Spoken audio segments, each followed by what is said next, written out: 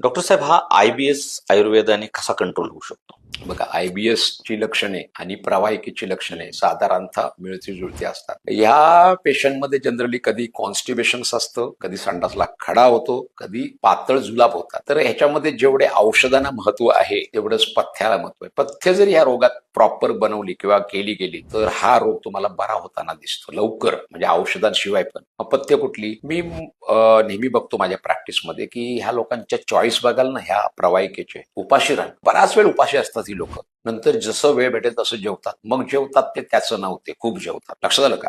उपाशी राहणं आणि भरपूर खाणं आणि गुरु पदार्थ जे पचायला जड असतात ते पदार्थ हे लोक जास्त खात असतात. पण ह्यांनी जर पथ्यामध्ये जर विचार केला ना, तर bakery product, butter, biscuit, toast, खारी, फाफडा, बेसनचे पदार्थ, पुरणपोळ्या, दही, दुधाचे पदार्थ यांनी बंद करावे. हे रोग IBS सारखी किंवा प्रवाहीसारखे तुम्हाला 50% कंट्रोल झालेले दिसतील. याच्यामध्ये मी त्यांना 2 औषधं सुचवू शकेल की कुटज अरिष्ट आणि कुटज घनवटी. या डॉक्टरांच्या सल्ल्याने घ्या, पण ह्या तुम्हाला ह्या डिसीजवर खूप चांगला काम करताना दिसतील.